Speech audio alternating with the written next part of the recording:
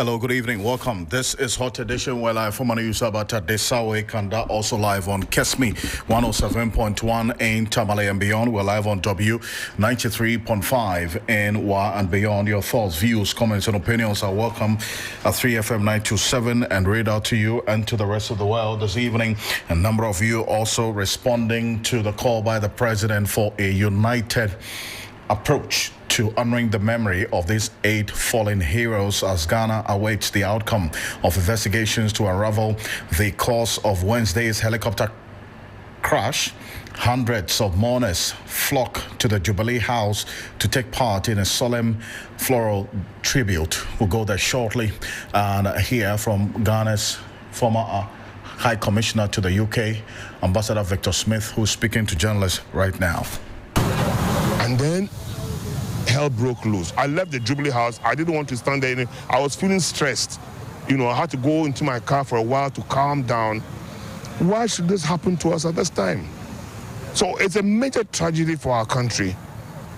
And I pray to God that it doesn't nothing of this sort should happen again. Some people are on social media saying all manner of things. It pains me that this social media thing is trying to destroy the world. Everybody gets up and says anything at all because it's social media. But talking about social media, other people are predicting that the worst is yet to come.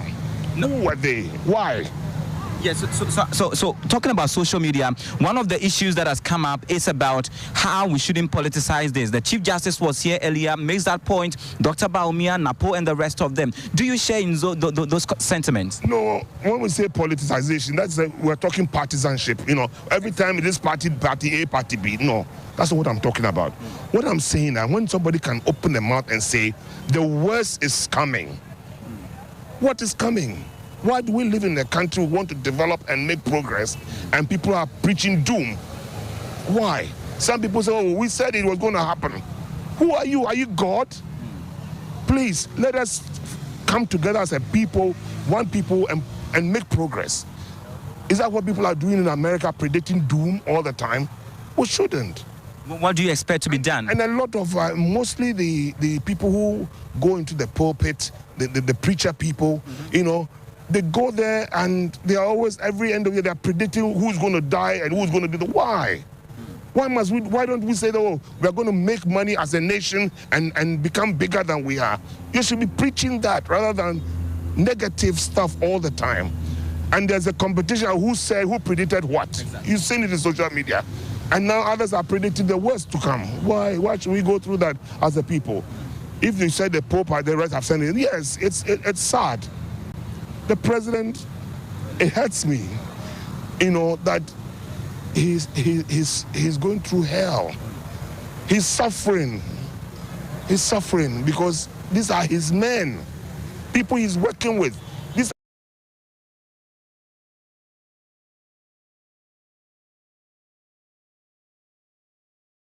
people. If you said the Pope and the rest have said it, yes, it's sad. The president, it hurts me, that he's going through hell. He's suffering. He's suffering because these are his men, people he's working with. These are young, relatively young people who haven't quite gotten anywhere in life. Suddenly they just disappeared from this earth. We pray that the right things be done. And I also pray, I don't know what caused the accident or the crash. Yes, it's an investigation. But I pray that we just make sure that equipment and stuff like that, vehicles and things, we should maintain them properly so we don't have some of these things which are due to mechanical or vehicle defects. We should try and ensure that we have good equipment, flying equipment, aircraft, helicopters, what have you. Make resources available so we have the right spare parts and stuff to fit our vehicles so they don't crash. And maybe just briefly, talking about the aircraft and all of that, calls for a new presidential jet and retooling of the aviation sector.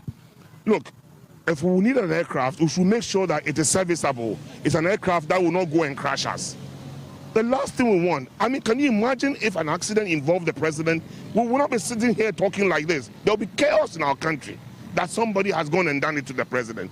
We don't want to go there.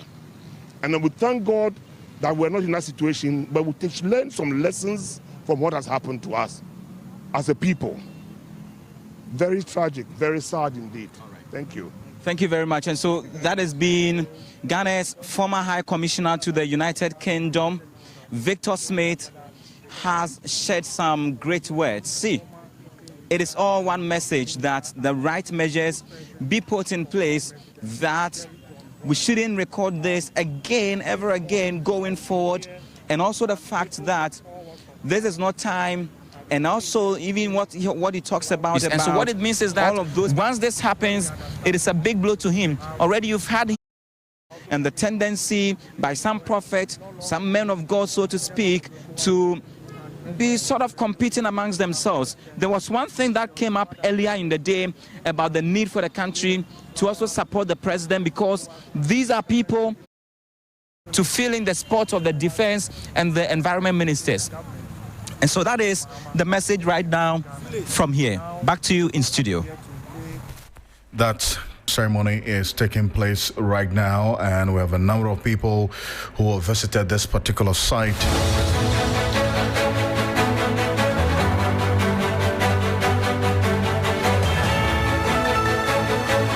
It's a solemn period of reflection, a floral tribute taking place the Jubilee Gardens at the Jubilee House, and Christian Yale will be connecting with us again when we have a lot more people as well, dignitaries who are there to also pay their last respect to the fallen heroes, the 8 gallant Ghanaians. And the President, John Dramani Mahama, yesterday evening gave spoke about this for the first time, giving some details of how the coming days will look like. Today is day 2 of the 3-day national mourning in memory of these 8 gallant Ghanaians, and a number of people also sharing their fond memories of them. But while we're at it, the nation continues to be immersed in deep mourning as Ghanaians flock to the Jubilee House to take part in the solemn floral tribute to what has now become known as the fallen 8 heroes. The atmosphere is heavy with grief, yet also filled with a shared sense of unity as citizens from all walks of life come to pay their last respect. Now, since morning, the forecourt of the seat of government has become a focal point for collective sorrow, where flowers, prayers, and silent tears speak louder than words.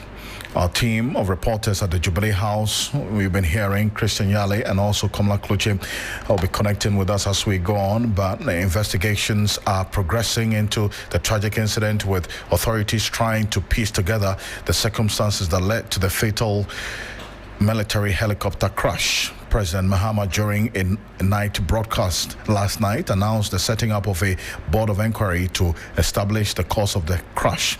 The president also confirmed that the flight data and cockpit voice recorders had been recovered from the crash site to aid the investigations. Let's take a listen to the president last night on the investigation into this crash. Gallant men each served Ghana with distinction. And as we mourn, questions about the cause of this tragedy are only natural and important. And I want to assure the families and the nation that the Ghana Armed Forces has initiated a full and transparent investigation into the circumstances of this crash. An investigative board of inquiry has been set up to investigate the cause of the crash. The flight data and cockpit voice recorders have both been retrieved. All 8 of the bodies of our departed comrades have been retrieved, and the government is in close touch with the bereaved families about identification of the bodies and final interment. In this moment of national grief, let us remember that we are above all Ghanaians, united not just by our nationality, but by our shared hope, our shared humanity, and now our shared sorrow. Let us set aside our differences and offer our collective compassion to the bereaved families. This is not a time for division, speculation, or political point scoring. It is a time for strength, for empathy, and for the enduring Ghanaian spirit that still stands tall when all else has failed. As the President, John Dramani Mahama, there now giving details as well of what the next steps will be. A number of persons have been speaking to this retired Air Force officer, Wing Commander Patrick Sogbojo, is urging investigators probing the crash to focus on what could have caused the chopper to fly so low. He explained that although helicopters generally operate at low altitudes, collisions with tall objects are nearly impossible unless the aircraft is experiencing a major malfunction. He spoke on TV3 New Day earlier today. If you look at this particular incident, I don't think any pilot will plan a flight unless this is a specific instructions given you. I don't also think they will have any tree in Ghana here which is about 1,000, 2,000 feet. You understand me? So definitely you'll be flying above that one, but you'll not go and fly a treetop. You understand me? You will not do that. So I think what you have to find out, what happened for the airplane to have come down to hit an aircraft or the rotor to touch. Because helicopter, the power to be in the air is the rotors on top of it. That gives you lift. But to lose height and come and hit it, what happened? It could be mechanical. It could be pilot fault. But the pilots are giving a taxi in reference to their qualification. The aircraft in this situation is an all-weather aircraft. The pilots flying are all master green, that they fly in all weather. They fly in the night too. So what we have to wait to find out what happened for the plane to descend, in order to go and hit a tree. And once it hit a tree, it will crash. If you are lucky that you are around a village, a school, you can go and land there. But if there's nothing there, you are just over the forest, because you may have a mechanical or electrical problem, which the aircraft is losing power. A helicopter cannot sustain itself in the air for a long time. Sometimes they do what they call hovering, where they can hover. But that time they have power to stay in the air. But if they are losing power, they will start dropping like a stone. And the pilot, in all cases, will do his best thing. He doesn't want to die. He'll do his best thing to try and survive and save passengers. But if this thing happens, unfortunately, over forest area, and then you are coming down and there's nowhere to that, then this crash is bound to happen. That's the retired Air Force officer, Wing Commander Patrick Sogbojo, urging investigators probing the crash to focus on what could have caused the chopper to fly so low. And we got information about this helicopter flying at a relatively lower altitude from our man on the ground, Ibrahim Abubakar, on the day of this rather unfortunate incident. Ibrahim is joining us on the telephone right now. Ibrahim, and you heard the retired Air Force officer, Wing Commander Patrick Sogbojo there talking about how low the altitude of this crashed aircraft or the helicopter was before the incident, before the crash happened. Now, he says that should be a point of focus for the investigators. Just refresh our minds what the residents of this Brofidru area told you in terms of the observation of how low this helicopter was flying before the crash. Well, Alfred, for them, they said it was abnormally low when the helicopter got to Sikama. They were even thinking that the helicopter is likely to have an emergency landing in there because it has happened before, and they were expecting the helicopter to land because of how low it has come, only for them to see it moving. And it was moving towards that forest, heading to Obuasi, and within some seconds, they had a crash and also another blast following. So some of them say they believe that, and that day it has been raining consistently since morning up to that time. And for that matter, the weather was a bit foggy. And they believe that maybe because it came low and it was going through the forest, and because of the foggy nature of the weather, it's possible it may have crashed a tree or even the rock, because the place is a mountainous forest. So that has been their observation so far. Now, one other troubling development as well was with these residents, some of them taking the debris, parts of this crashed helicopter home because they said they wanted to keep it for souvenir or some sort of memory of what had happened in there. You told me last night that you appealed to a number of them to return the parts to the crash site because it would form exhibits for the investigation as well. The police also intercepted a few of them as well. We understand that you have to go back to the community to appeal to those having these parts in their homes to return them. What's the latest on this? Well, Alfred, after discussing the issue extensively last night, the Member of Parliament for the area, Joseph Azuma, and also the DC for the area reached out, and they said they were not aware people have been taking part of the helicopter home. So this morning, they went to the community. And first of all, they just had to go there and commend the community for assisting in retrieving the bodies. Afterwards, they spoke to the chiefs and appealed to the youth to bring out any item that they have picked from the crash site. As we know, yesterday we saw in the visual people carrying parts of the chopper. Others who were told even picked belongings of the victims from the site.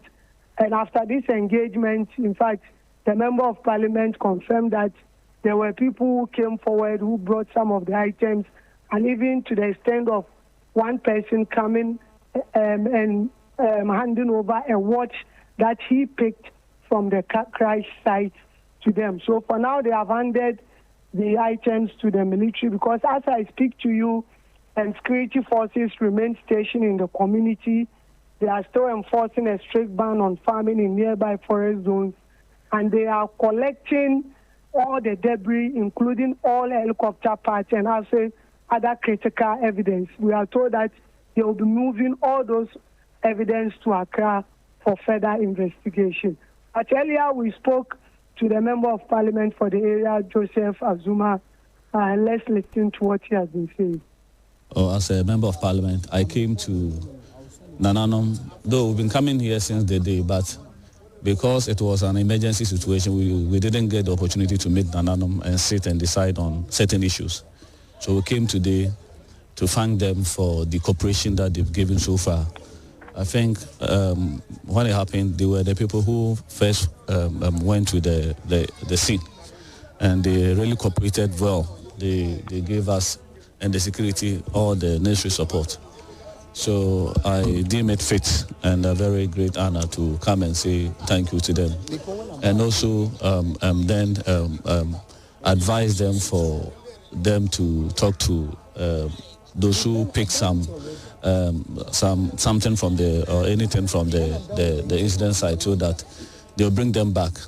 We were watching news yesterday, and that one concern was that some who first visited the scene picked some let's say pieces off. So it was something that we thought wise to come and talk to them, do announcement, so that if there was something they picked from the scene, they can return it to also assist for the investigation that they need to conduct. We're happy that one of them brought a watch that he picked from the site or the scene. We have handed over to the leader of the team, the armed force team, who are currently here. And that we also assisted Nananom with something small. At least people are coming every minute or every minute. They have to give them water and other things to also, at least as custom demand. So that's why we came as a team, myself and the DC. So far, they've reported that they are living here peacefully with the security team. They've not been harassed or in any way, be intimidated in any way. So they are not having any issues with the presence of the military here. And that we've also encouraged them that they should continue to cooperate, and that as government and as a member of parliament, the little we can do to support them, especially for those that cannot access their farms or go to their farms because of the restrictions. also take into consideration how we can also take care of them for the short time until the ban or the restriction is lifted. Well, so that's the Member of Parliament for the Akrofom constituency. And Ibrahim, this is instructive because last night when we spoke on Ghana Tonight on TV3, when you gave this detail of some of the residents there taking parts of this crashed helicopter home because they wanted to keep them, and the police had intercepted some of them and asked them to return them, it was clear that some may have taken some of them home without the notice of the Ghana Police Service. And that's when we had that appeal. We made that appeal last night for any of the residents who had any of these debris of the crashed helicopter to return them. And it's good to know that the Member of Parliament was also watching us last night and followed up on this exclusive detail that you gave to us. Now, did the community respond accordingly? Beyond this one that we're hearing, that someone who had taken a watch at the crash site returned it this afternoon? Well, exactly. For the local leaders have even reinforced the message to the community and even issued warning that failure to comply could lead to some consequence. So they have been telling the youth that if you know you've picked any item at the crash site, you need to return it. So maybe hopefully in the coming days, everybody will bring whatever he or she has picked. Because mind you, it wasn't even only the helicopter part, but we are even learning that some personal items belonging to the victims were picked at the site, and we are hearing one person has returned a watch. So we are just hoping that in the coming days they bring all of these things, because they've been told that even the smallest item recovered will be vital to determining the cause of the crash, and they are adhering to it. So, like we said, the military will be at site until they collect all debris before leaving. So it's possible they may be there for some number of days before leaving the site entirely. Ibrahim, great job done on this, and I know that you're keeping tabs on the happenings in the community, and so I will definitely connect with you again. I appreciate you so much. Thank you. Ibrahim Abubakar is our Ashanti regional correspondent. He has been stationed at this Brofiedu community since the crash happened. In fact, he was detailed to cover that event that the fallen heroes were attending, and so the moment we got notice of this incident, he had to move to the crash site, and we got that detail of some of the residents taking some of the parts home, and we got them on video. We made it available to the authorities last night on TV3 on Ghana Tonight, and we're learning this morning that the Member of Parliament for Akrofom followed up, went to the community, he made that appeal, and a watch that was picked at this crash site has been returned. Let's go on to the telephone now, and veteran journalist and managing editor of the Inside newspaper, Kwesi Pratt Jr. is joining us on the telephone. Uncle, good evening. Thank you so much for joining us, sir. Good evening, sir.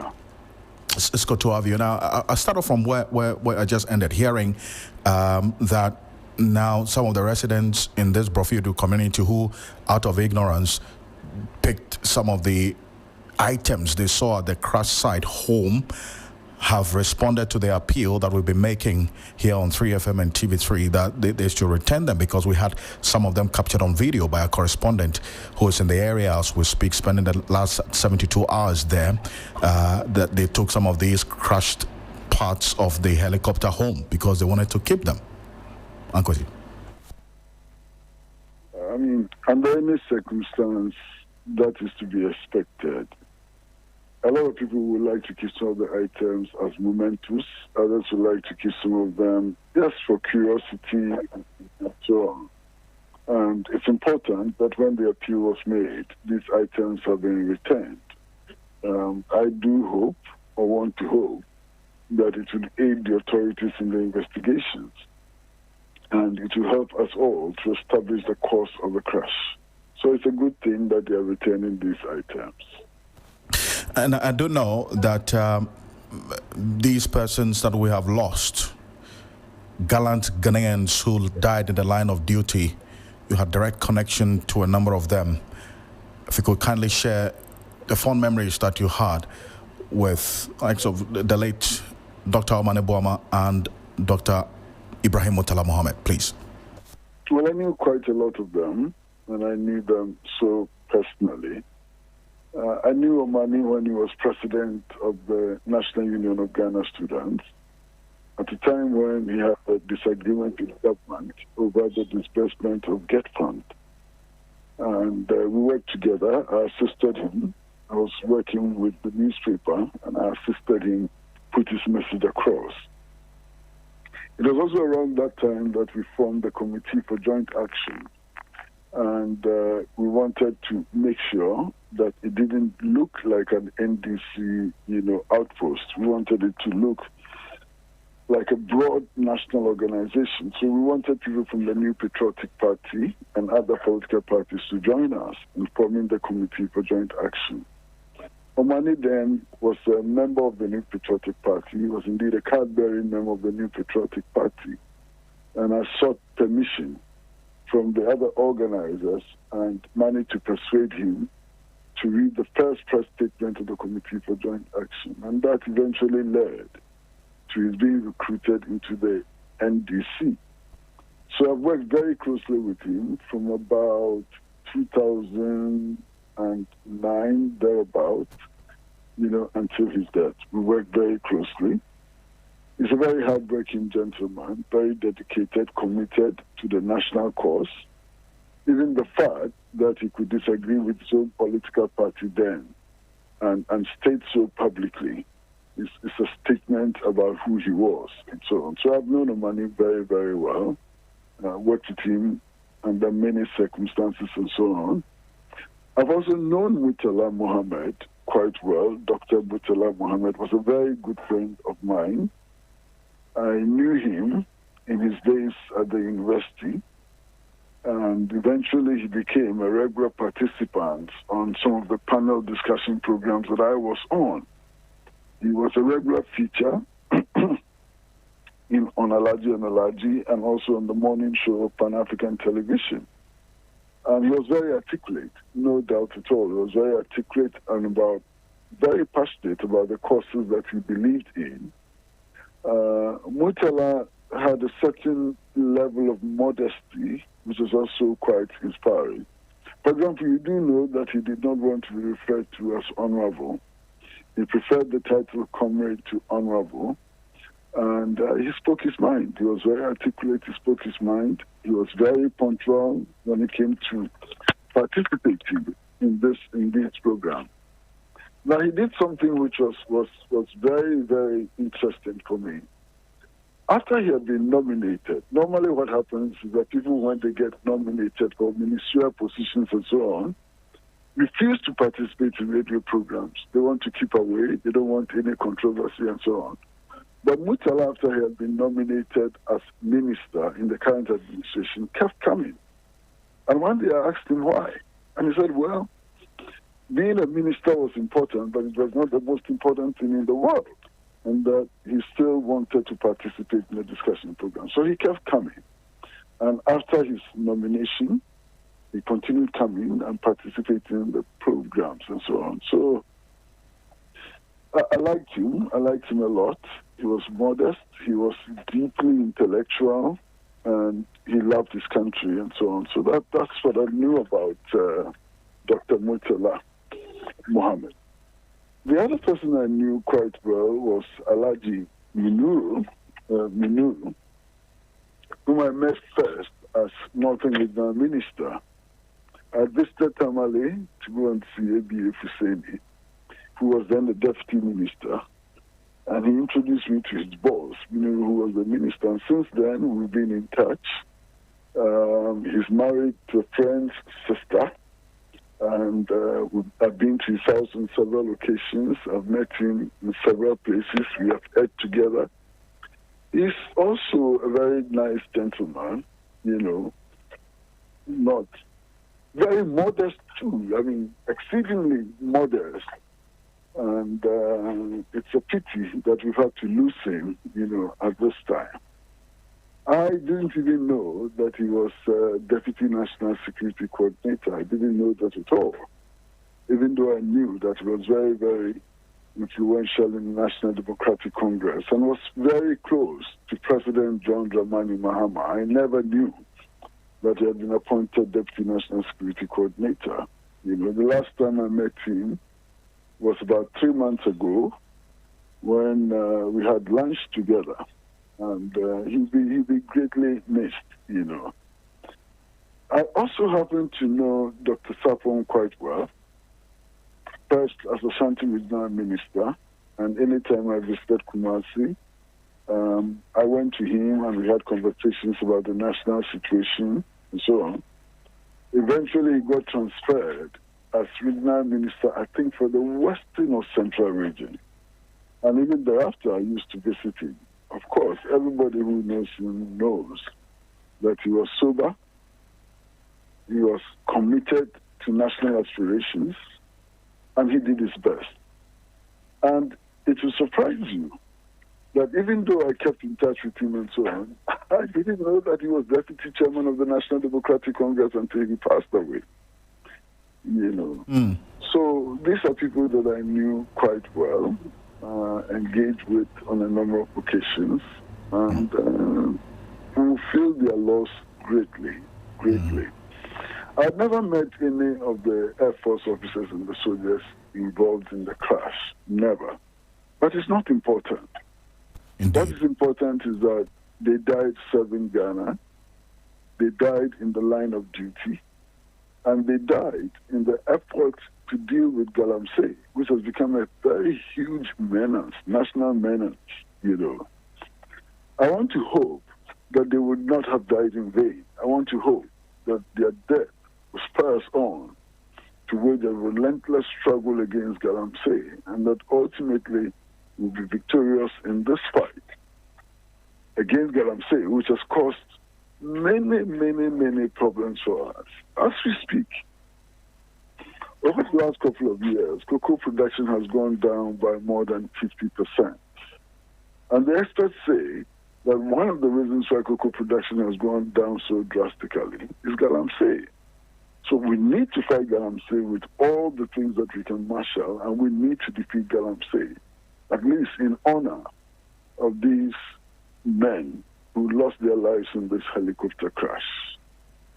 It's a very important call and the president has also talked about a full-scale investigation into this, in addition to that call you make about honoring their memory with a ruthless fight against Galamsey in this country.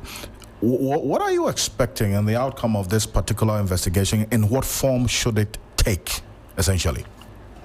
Well, every plane crash anywhere in the world is investigated. It's not new. I mean, you couldn't say that this plane crash should not be investigated. Every plane crash in every part of the world is investigated. So I'm not surprised that this is going to be investigated. We need to investigate it to establish the full facts, to enable us to have an informed reaction as citizens and also as government. What is it that caused it? Is it a fault on the aircraft? What is it? Is it the training of the pilot? Is it sabotage? Whatever it is, we need to know so that we can avert such incidents in the future. Look, what happened is a tragedy of monumental proportions. What a way to die. I mean, what a way to die. My brother, any human being, you know, who has his head on his neck, who feel the pain, who feel the agony, what a way to die. You wake up in the morning and you tell your family you're going to Obuasi, you'll be back in the evening, you're going to work. And then all of a sudden on social media, all of a sudden on radio and television, you're gone. And you're gone under these very painful circumstances. That's a tragedy. You know, that's a huge tragedy. And I'm so alarmed that in spite of this national tragedy, there are very few people who are seeking to play very, very silly political games with this strategy. Very silly political games with this strategy. I don't know why they're doing it. I don't know why their humanity is gone. You know, that's a huge problem. That we have people in this country who seek our mandate to lead us. And when there's such a national tragedy, they can descend into the gutter and say some of the things that I'm hearing. It's so outrageous and unbelievable. And the president put it right, that in honoring their memory, the politics of this is so unnecessary. It shouldn't even indeed be countenanced in any way, shape, or form. And we've seen the communications minister as well appeal to members of the general public to desist from the sharing of some of these gory videos of the crash site, as we saw across social media. Some have also called for some measures beyond just appeal to, as it were, stem that act of sharing these videos. Is it one that you support, please? Listen, it depends on what you think politics is. As far as I'm concerned, politics is about the utilization of our resources, you know, to resolve the concrete problems that faces the Ghanaian people. So to that extent, there's politics in everything. For example, should we continue to buy these helicopters? When we buy the helicopters, how should we train our pilots and so on? All of that is politics. Should we investigate the crash? Shouldn't we investigate the crash and so on? All of that is politics. But we need to make a distinction between healthy, productive politics and banal, nonsensical, egoistic, foolish politics. And so what I condemn is those who want to twist the facts, is those who want to deepen the pain of the bereaved family, those who want to insult our national conscience, those who are doing baseless analysis and so on in order to score cheap political points. That's what I'm worried about. You understand? That's what I'm really worried about. You know. Nkwesi, I do appreciate you for this, and I thank you so much. And condolences to us all. It's a good one. Thank you, sir. Thank you, sir. He's a veteran journalist and managing editor of the Insight newspaper. Kwesi Pratt Jr. is the one you just heard me speak to here on Hot Edition on 3FM 92.7. He has been reflecting on his relationship with a number of the fallen heroes, these gallant Ghanaians we have lost in the line of duty, and calling on the authorities to use this as a launch pad to wage a ruthless war against Galamsey to honor the memory of these fallen heroes. But my colleague Komla Kluche also spoke to a founder of the NDC, Ato Ahoy, who also did talk about how he played a key role in getting the late Dr. Edward Omaneboma to the NDC. Take a listen. All I can say is that he was a very good man. He was my personal doctor. He was my son. He was my friend, brother, everything. And it's unfortunate that he's had to leave us so soon to wherever he's going. But we will all be there one day. How did you get him to be a part of the NDC? By talking to him and convincing him. Telling him that it was a better party to be in than whichever party he was in already. What has Ghana lost in him and also the other comrades that belongs to the NDC? Lost good people who should have been around to see the success of the second NDC. It was a better party to be in than whichever party he was in already. What has Ghana lost in him and also the other comrades that belongs to the NDC? Lost good people who should have been around to see the success of the second NDC. The passing of valued members.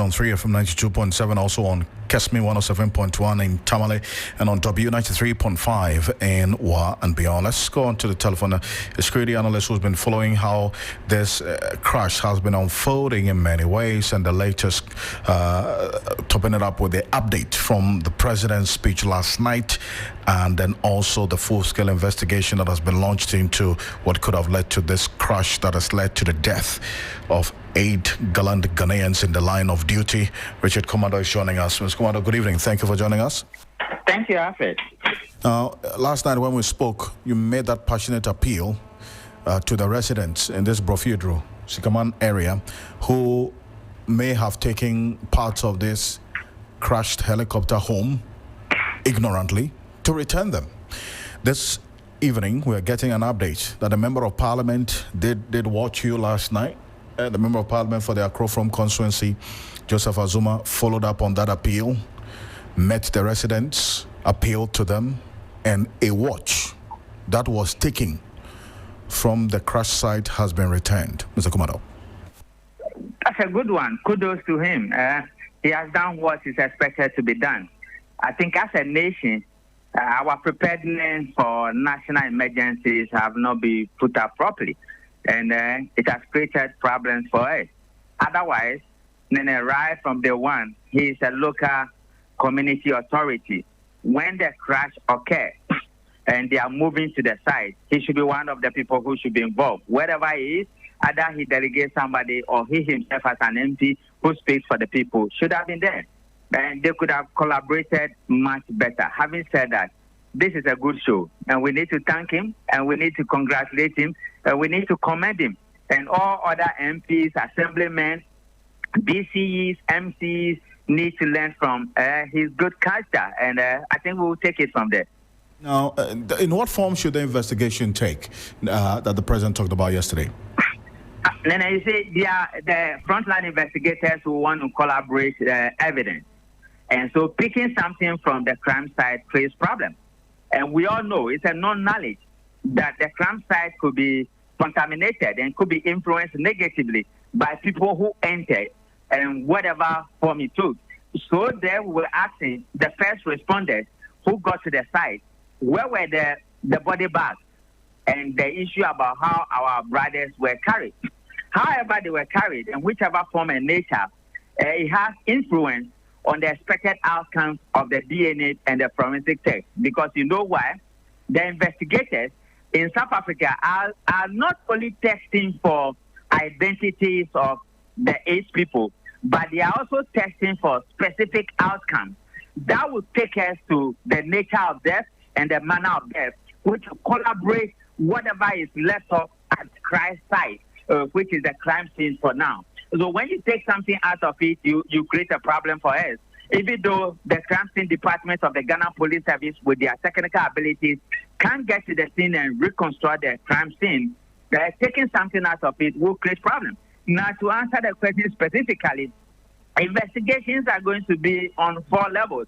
The history of the aircraft, procedure and standard protocols for flight. Analia, the captain, is somebody who has flown these choppers all over the years and has flown VIPs and VVIPs across the length and breadth of this country. So he's not a novice. Chum just returned from China, and among all the Africans who went for the training, he came number 1. So these are people who are not novices. So they're going to examine the aircraft Then they will test the procedure, whether Mensah, who is the technical professor, actually did what he's supposed to do. Then you look at the personalities on the flight. Then you will look at externality, whether they had an engine failure, whether something happened to the aircraft, and how and why and when, whatever happened. These are the terms the investigators will be looking at. To the extent that it has taken a national dimension, they will look at it broadly, and they will come up with an investigative outcome that will make recommendations to the president, who is the chief of commander-in-chief of the Ghana Armed Forces, very convincing to take certain precautionary and protective measures going forward. Now, and you did indicate, I beg your pardon, earlier that the investigation could also track where the pilots and others were, and the crew and all on board were, maybe a day or two before, a week before. How relevant is this? Relevant because, you see, the conspiracy theorists have gone ahead of all of us, and they are on social media creating all kind of imagination. So there's governance issue, there's a political issue, there's a democratic issue, and there's security intelligence issue.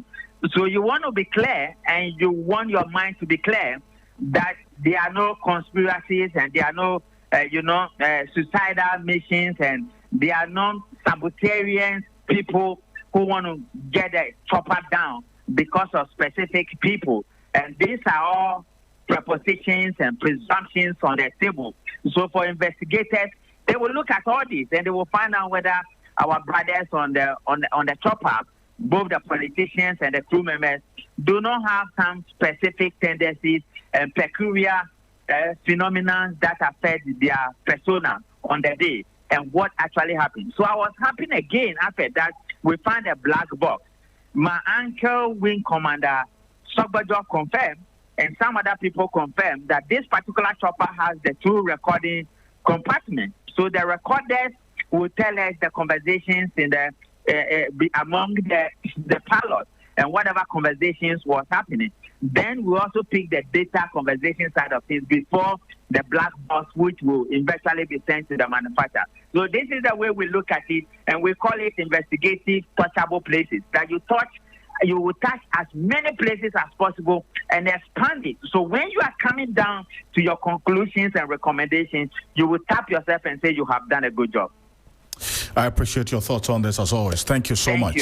Thank you. Richard Commodore, security analyst. Now we sat with statesman and a founding member of the New Patriotic Party, Kwame PNM, has also been paying glowing tribute to the crash victims. He is, however, asking President Mahama to use this unfortunate incident as a basis to ruthlessly deal with Galamsey.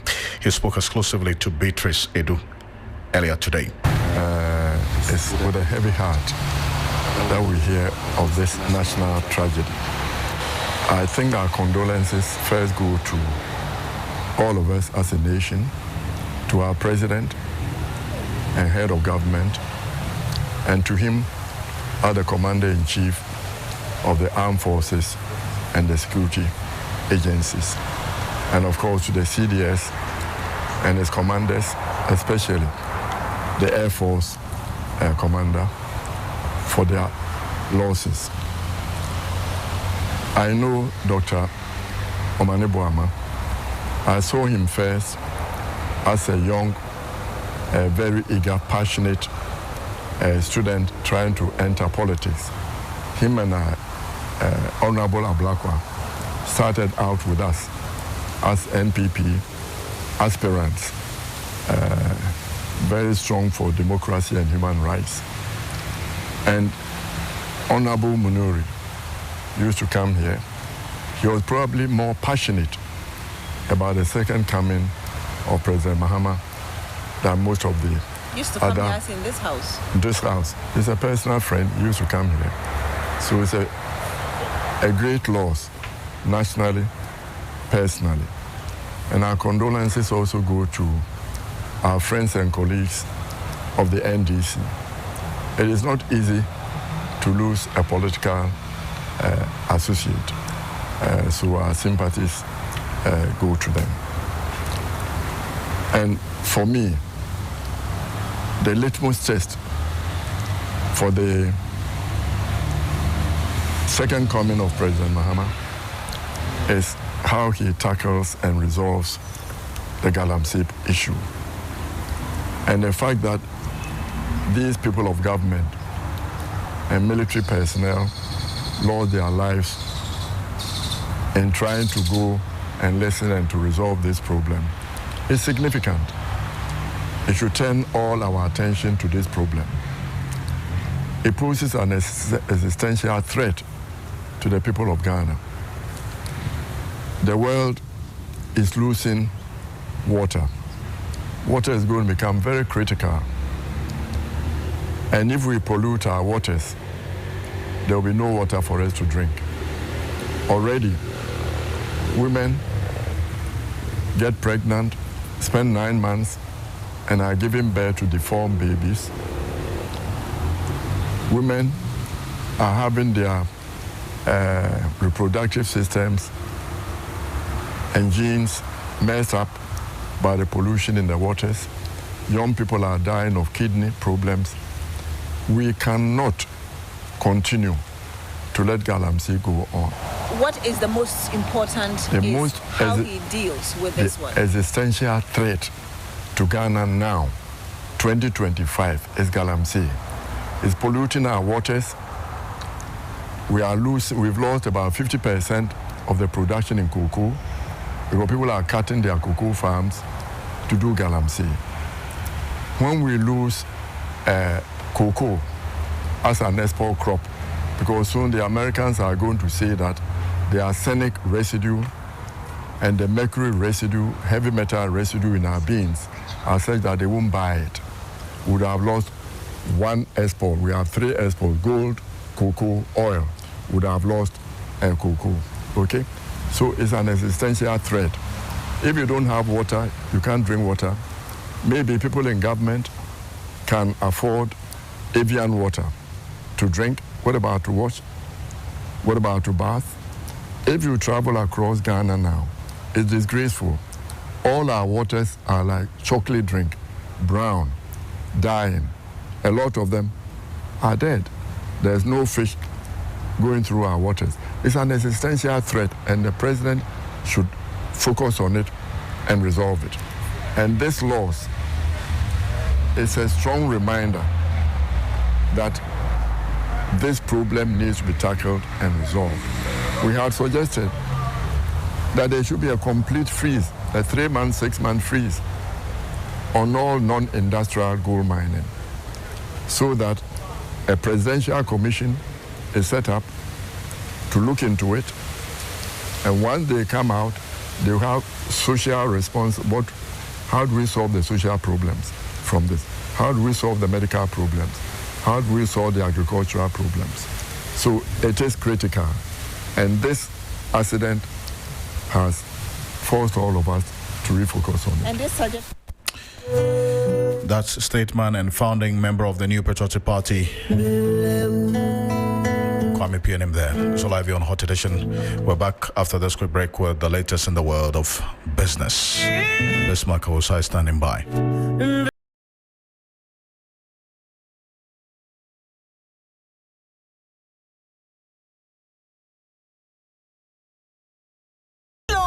Ghana. It's a new year and Bills Microcredit is here to support your dreams. If you're not working but want to start a business, don't let money stop you. With just your Ghana card, you can get a loan to turn your ideas into reality. Already running a business? Need more capital? Or are you a salary worker looking for extra funds? Bills offers fast and easy loans with no collateral, no deposit, and no SUSI savings required. Wherever you are, whatever you need, Bills makes it happen. Call Bills Microcredit today. Call 0596-920-833 or 0302-200-390 and get started. Bills is licensed and regulated by the Bank of Ghana. Bills, financing your needs. Terms and conditions apply. Hello, good evening and welcome to the business segment on Hot Edition on 3FM 92.7 with me, Bismarck Kausa. Coming up tonight, Bank of Ghana reports 15% drop in bounced check issuance for 2024 amid intensified public sensitization and enforcement.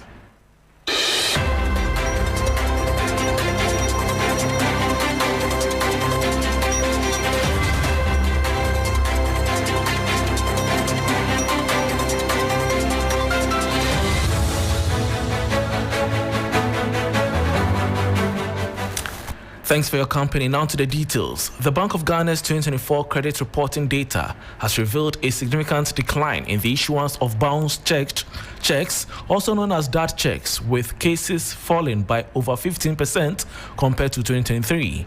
The central bank attributes the drop to sustained public sensitization on the legal and financial consequences of issuing DAT checks, as well as stricter enforcement of existing regulations. The following 3 Business News Desk report has the details. The Bank of Ghana says the issuance of DAT checks in 2024 declined by 15.19% compared to the previous year. According to the Central Bank's 2024 credit reporting data, a total of 45,136 DAT checks were submitted by banks and specialized deposit-taking institutions to credit bureaus, down from 53,522 in 2023. DAT checks are those that cannot be honored due to insufficient funds in the issuer's account, and issuing them remains a criminal offense under the Bank of Ghana Act. The breakdown shows that DAT checks from individuals dropped from 10,655 in 2023 to 4,972 in 2024, while those from corporate customers saw a sharper decline from 42,867 to 14,455 over the same period. The regulator attributes the fall to intensified public awareness campaigns, growing use of credit reports by lenders, and stronger enforcement measures. The Bank of Ghana says it will continue to educate the public, sanction offenders, and collaborate with stakeholders to boost confidence in the check payment system. And that was a 3 Business News Desk report on the Bank of Ghana revealing that there is 15% drop in DAT check issuance for 2025. Meanwhile, searches on the database of credit bureaus increased by 114.6% in 2024. The Credit Reporting Activity 2024 has revealed.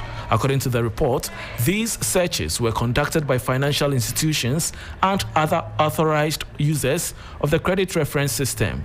This significant increase is mainly the result of the growth in digital loans provided by previous lenders. And that brings us to the end of the business news on Hot Edition on 3FM 92.7 with me, Bismarck Kausa. For more business stories, please check out our website 3news.com. Bill Eshen is here for sports. Please stay.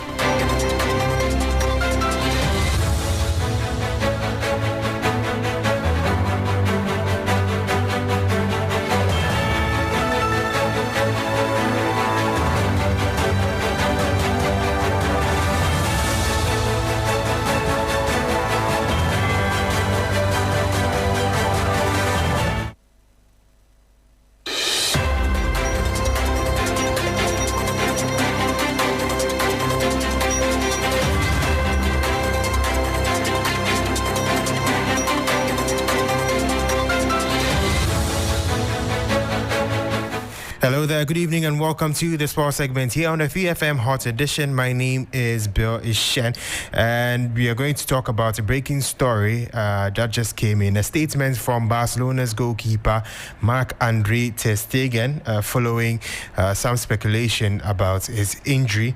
And I'm going to read out some key parts of the statement. Now, the decision to undergo surgery was made after consultation with medical professionals and fully approved by the club, and always with the intention of prioritizing my health and long-term sporting career, which of course are fully aligned with those of SCB, to have myself available on the pitch as soon as possible to keep winning trophies. Moreover, I announced publicly the minimum recovery timing that I shall need after that, which had been communicated to be by most reputed experts and always in coordination with the club.